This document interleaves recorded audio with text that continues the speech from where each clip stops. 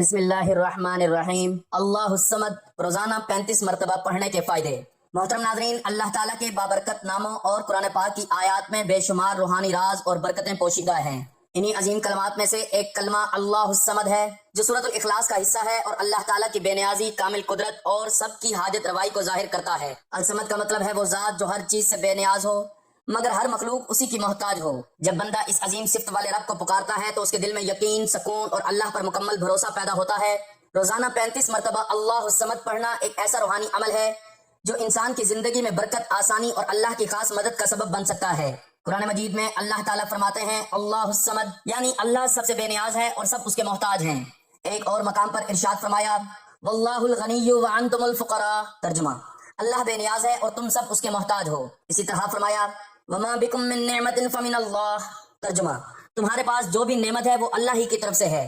ان آیات سے واضح ہوتا ہے کہ ہر نعمت، ہر رزق اور ہر مشکل کا حل صرف اللہ کے ہاتھ میں ہے، اور جب بندہ اللہ الصمد کو کثرت سے پڑھتا ہے تو وہ گویا اللہ کی اسی صفت کو پکار رہا ہوتا ہے کہ اے سب کی حاجت پوری کرنے والے، میری حاجت بھی پوری فرما۔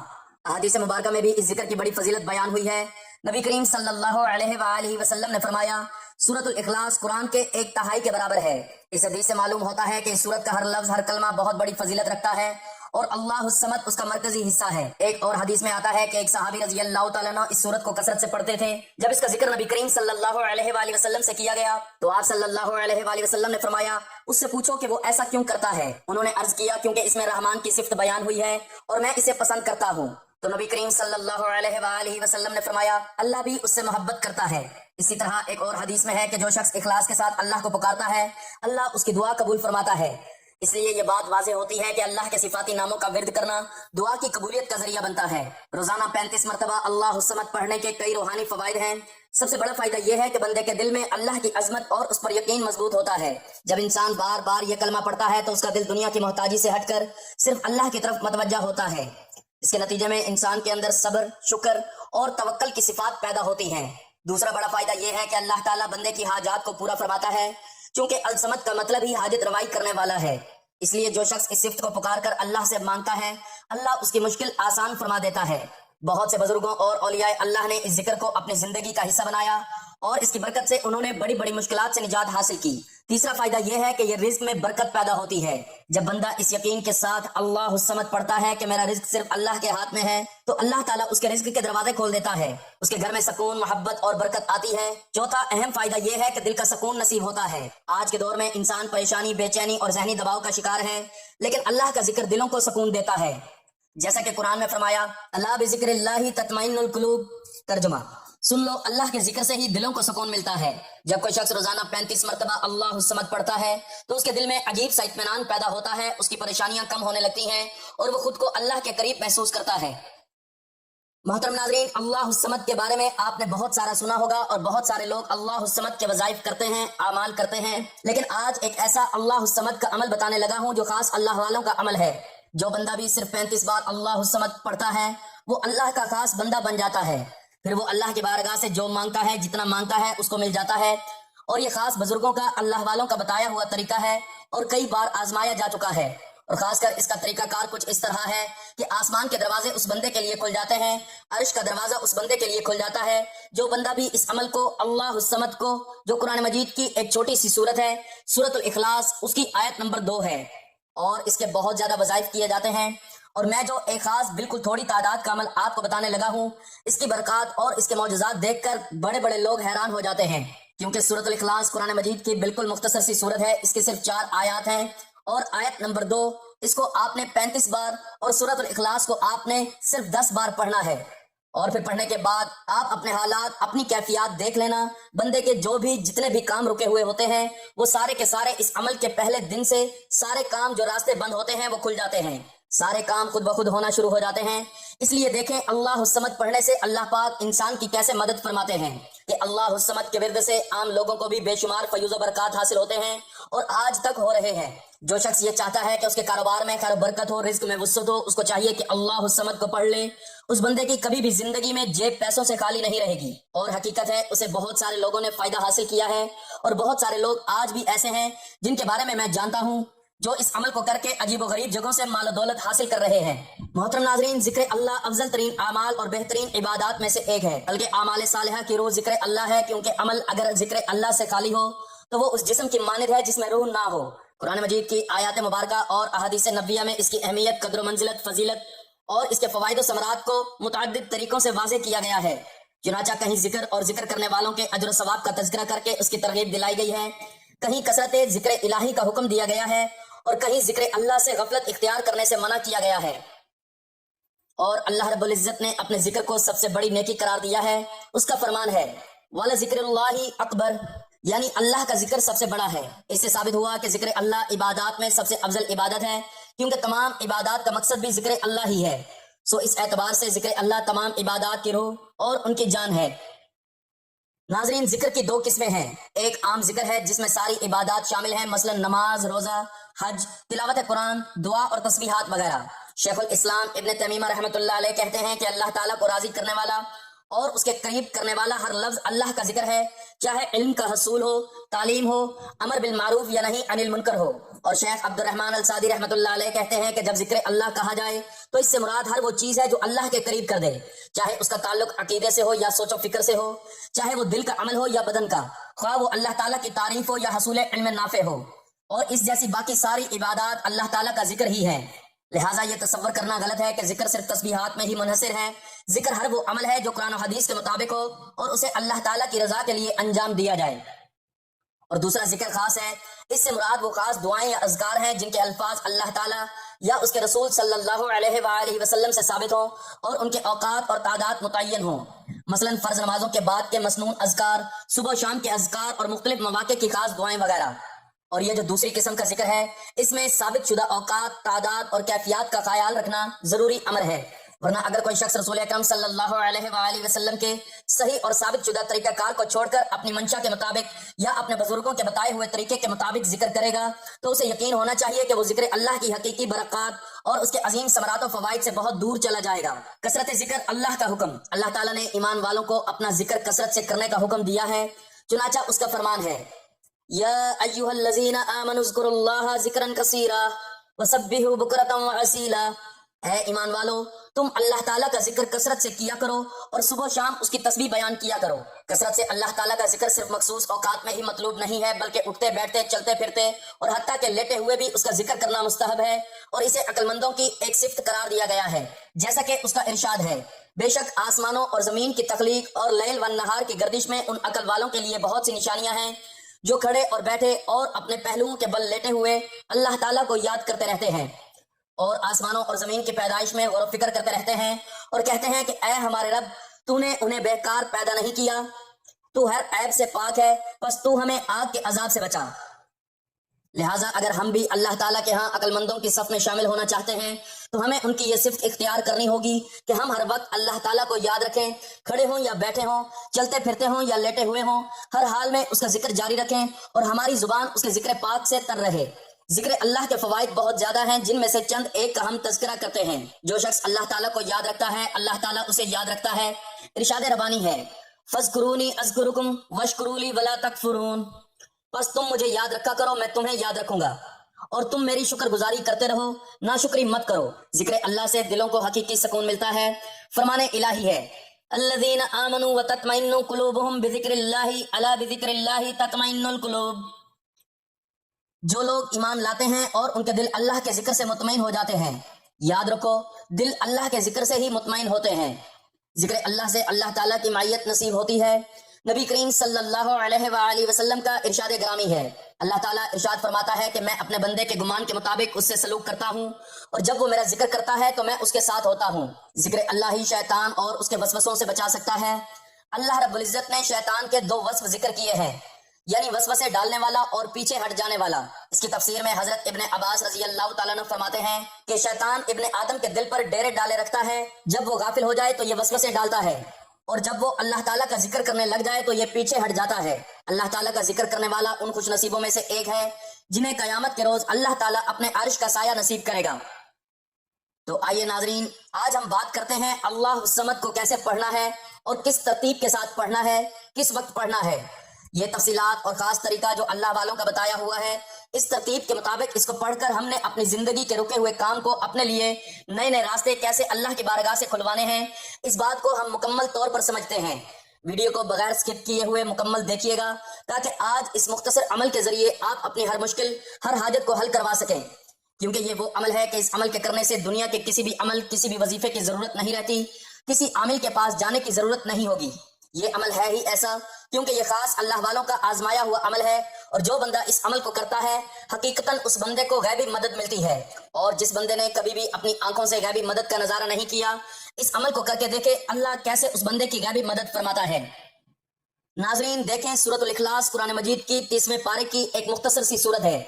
اس کو ایک مرتبہ پڑھتے ہیں کیونکہ بہت سارے لوگ سورۃ الاخلاص کے نام سے ہی جانتے ہیں، لیکن ان کو پتہ نہیں ہوتا کہ یہ سورت کون سی ہے۔ یہ سورت ذرا پڑھیے گا ایک مرتبہ سب مل کر میرے ساتھ، تاکہ سب کے سب اس کی برکتیں حاصل کر سکیں۔ بسم اللہ الرحمن الرحیم، قل هو اللہ احد اللہ الصمد لم یلد ولم یولد ولم یکن لہ کفوا احد۔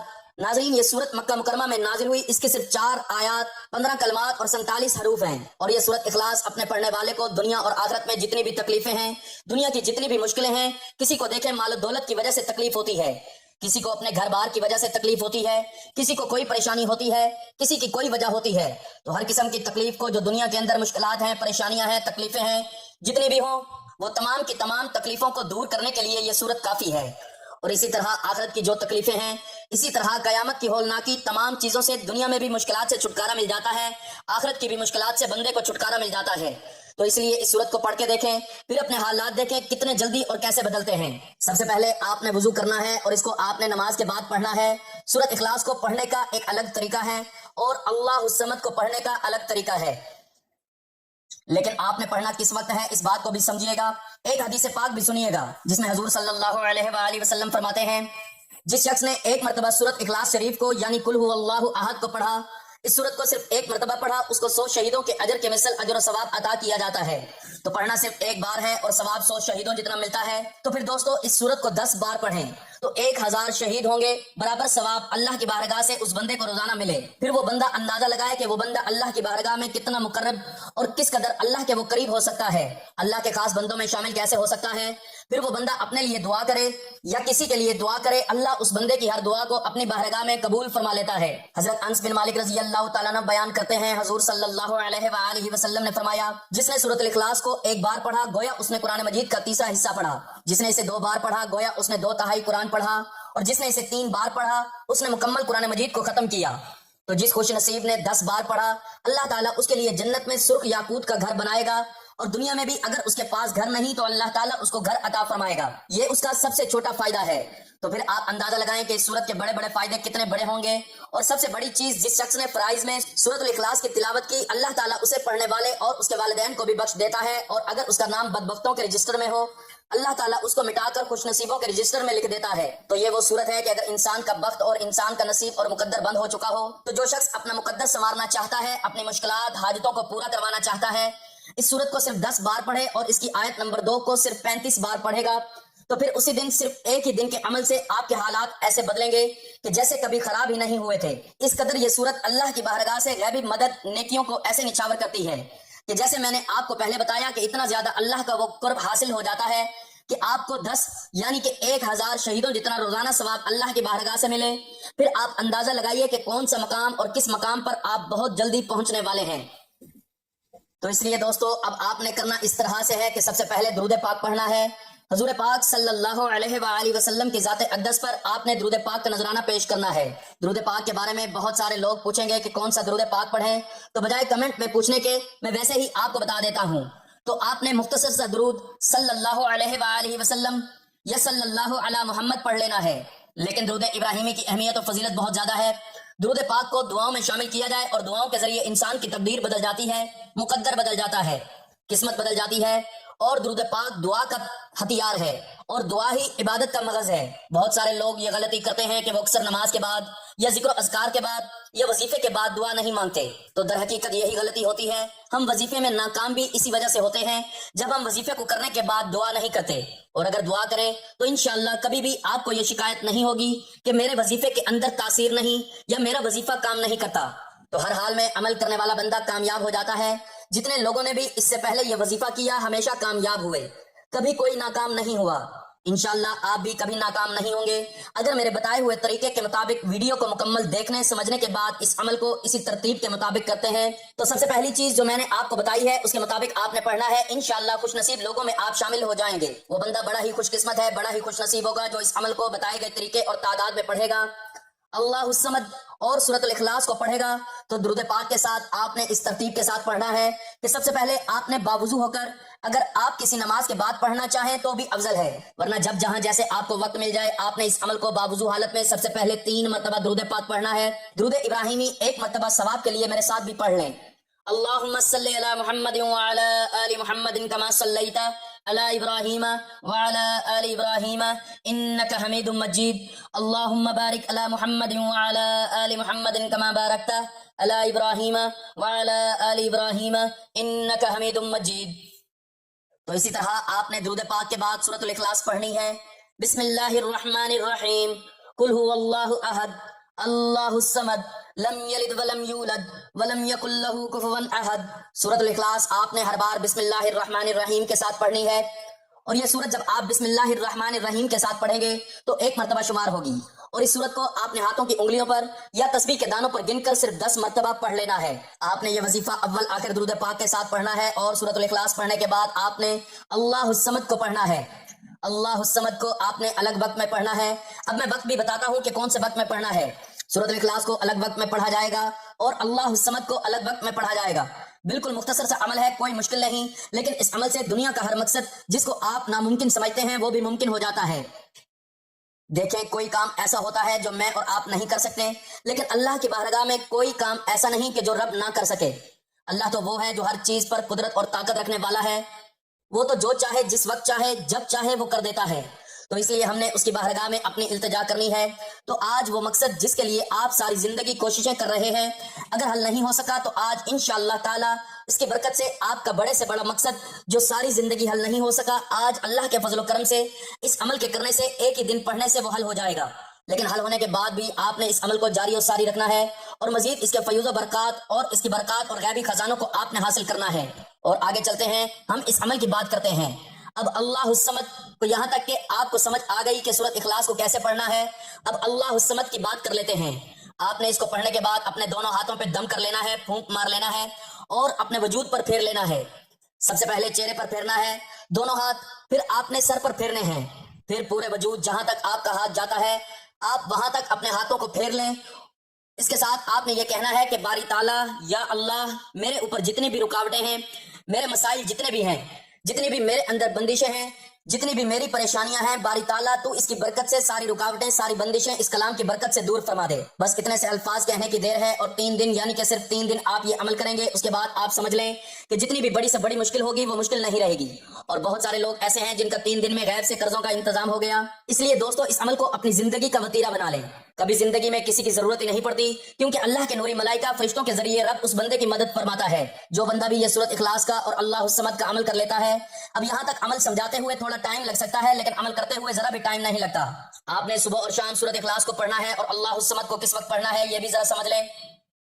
فجر کی نماز کے بعد آپ نے سورۃ اخلاص, دیکھیں اس کو پڑھنا اپنے کام کے لیے, اس کو پڑھا اپنے کام کے لیے چلے گئے. سارا دن جس کام میں ہاتھ ڈالیں گے اسی میں کامیابی ملے گی, اور یہ حقیقت ہے. اور جو لوگ کہتے ہیں کہ وظائف کے اندر اثر نہیں ہوتا, تاثیر نہیں ہے, ہم نے بڑے بڑے وظائف کیے ہیں, بڑے بڑے کام کیے ہیں, لیکن اثر نہیں. بس اس عمل کو جو آپ کو بتا رہا ہوں یہ اللہ والوں کا بتایا ہوا عمل کر کے دیکھیں. اس عمل کے ذریعے سب کام آسان ہو جائیں گے. یقین کامل کے ساتھ آپ اس عمل کو کریں تو اور کسی عمل کی ضرورت نہیں پڑتی. صحابہ کرام نے تعجب کیا تھا یہ سورت پڑھ کر. حضرت عبداللہ ابن عباس, حضور کے چچا عباس, ان کے صاحبزادے حضرت عبداللہ وہ روایت کرتے ہیں کہ نبی اکرم صلی اللہ علیہ وآلہ وسلم نے فرمایا کہ جب مجھے آسمانوں تک سیر کروائی گئی یعنی معراج کی رات, تو میں نے عرش پر 3,60,000 ستون دیکھے. ایک ستون سے دوسرے ستون کی مسافت 3 لاکھ برس کی ہے. ہر ستون کے نیچے مشرق سے مغرب تک 12,000 میدان ہیں. ہر میدان میں 80,000 ایسے فرشتے ہیں جو قل هو اللہ احد پڑھتے ہیں. جب وہ فرشتے اس سورت کو پڑھ کر فارغ ہوتے ہیں تو رب ذوالجلال کی بارگاہ میں عرض کرتے ہیں, اے ہمارے مالک, ہم نے یہ ثواب ہر اس شخص کو پیش کر دیا, بخش دیا کہ جو مرد عورت اس وقت سورت اخلاص کی تلاوت کر رہا ہے. تو دوستو جب حضور نے یہ بات سنی تو حضور صلی اللہ علیہ وآلہ وسلم نے تعجب کیا, صحابہ نے یہ بات سنی تو صحابہ نے بھی تعجب کیا. رسول اللہ صلی اللہ علیہ وآلہ وسلم نے پوچھا کیا تم نے تعجب کیا؟ صحابہ نے عرض کی ہاں یا رسول اللہ صلی اللہ علیہ وآلہ وسلم۔ حضور فرماتے ہیں مجھے اس ذات کی قسم جس کے قبضہ قدرت میں میری جان ہے، بے شک یہ سورۃ اخلاص کی پہلی آیت ہے۔ فرمایا حضرت جبرائیل کے پروں کے اوپر لکھی ہوئی ہے، حضرت میکائیل علیہ السلام کے پروں پر لکھا ہوا ہے، یہ حضرت اسرائیل علیہ السلام کے پروں پر لکھا ہوا ہے۔ تو جس نے سورۃ اخلاص کو پڑھا گویا اس نے تورات، انجیل، زبور اور قرآن مجید پڑھ لیا، اس کو ساری کتابیں پڑھنے کا ثواب رب کی بارگاہ سے ملتا ہے۔ تو اس کے باوجود بھی اگر ہم اس عمل سے فائدہ نہ اٹھا سکے تو پھر ہماری بدنصیبی ہو سکتی ہے اور کچھ نہیں ہو سکتا۔ حضور فرماتے ہیں مجھے اس ذات کی قسم، جب حضور نے پھر قسم کھائی اور جس پر حضور قسم کھا لیں یقین جانے وہ عمل کبھی رد ہو ہی نہیں سکتا۔ حضور فرماتے ہیں جس کے قبضہ قدرت میں میری جان ہے، مجھے اس ذات کی قسم یعنی کہ مجھے اللہ کی قسم ہے۔ حضور فرماتے ہیں یہ حضرت ابوبکر صدیق کی پیشانی پر لکھا ہوا ہے، حضرت عمر فاروق کی پیشانی پر لکھا ہوا ہے، حضرت عثمان غنی ذوالنورین کی پیشانی پر لکھا ہوا ہے، یہ حضرت علی کی پیشانی پر لکھا ہوا ہے۔ تو آپ نے دوستو اس کو پڑھنا ہے اور پھر آپ کو کتنا ثواب ملے گا؟ فرمایا ان چاروں خلفائے راشدین جتنا ثواب رب کائنات اس بندے کو عطا فرماتا ہے۔ تو اس عمل کے کرنے سے فکر، تنگدستی، محتاجی ختم ہو جائے گی۔ حضور کی بارگاہ میں ایک فقیر آتا ہے، اس نے عرض کی یا رسول اللہ میں مر گیا بھوک سے، پیاس سے، کچھ بھی گھر میں نہیں ہے، کیا کروں؟ حضور صلی اللہ علیہ وآلہ وسلم نے فرمایا سورۃ اخلاص پڑھا کرو، رب رزق عطا فرمائے گا۔ چند دن اس نے پڑھی، حضور صلی اللہ علیہ وآلہ وسلم کے بارگاہ میں دوبارہ آیا، یا رسول اللہ بہار لگ گئی ہے، اللہ نے ایسا فضل فرمایا ہے کہ گھر میں جگہ کم پڑ گئی ہے، اتنا رزق عطا فرما رہا ہے، تو اس کے باوجود بھی اگر ہم نہ پڑھیں تو پھر اس سے بڑھ کر ہم اور کیا کر سکتے ہیں؟ تو دوستو آپ اس عمل کو ضرور پڑھ لیں اور فائدہ اٹھا لیں۔ زندگی بار بار نہیں ملتی، ایک بار ملتی ہے، اپنے لیے نہ صحیح اپنی نسلوں کو سنوارنے کے لیے اس عمل کو کر لیں، انشاءاللہ رب اپنے خزانے غیب سے آپ کو ضرور نوازے گا۔ اپنی خاص شان کا راز اس پر کھول دیتا ہے جو بندہ بھی اس سے اس نام کے ساتھ پکارتا ہے، کیونکہ ہر چیز اس کے قبضہ قدرت میں ہے۔ تو انشاءاللہ تعالیٰ جو پڑھے گا اللہ تعالیٰ اس کو بھی اپنے ان خزانوں میں سے بے شمار عطا فرمائے گا۔ تو آپ نے اول آخر درود پاک کے ساتھ بتائی گئی تعداد اور ترتیب میں اس عمل کو لازمی پڑھنا ہے۔ اس کو ہر نماز کے بعد 5 نمازیں ہوتی ہیں، ہر نماز کے بعد آپ پڑھنا چاہیں تو اس عمل کو پڑھ سکتے ہیں۔ اس کو اپنی زندگی میں شامل کر لیں اور نماز کی پابندی کریں۔ آپ 5 وقت کی نماز پڑھیں اور اس کے بعد سورۃ اخلاص اور اللہ الصمد کا بتایا ہوا یہ عمل کریں، انشاءاللہ تعالیٰ آپ کی زندگی کے حالات بدل جائیں گے، کامیابی آپ کے قدم چومے گی۔ دعا ہے کہ اللہ تعالیٰ میرا سنانا اور آپ کا سننا اپنی بارگاہ میں قبول و منظور فرمائے، آمین۔ ناظرین گزارش ہے کہ اللہ تعالیٰ کے 99 ناموں میں سے کوئی ایک نام لکھ کر کمنٹس میں ضرور شیئر کریں۔ اللہ تعالیٰ ہم سب کا حامی و ناصر ہو، آمین، جزاک اللہ۔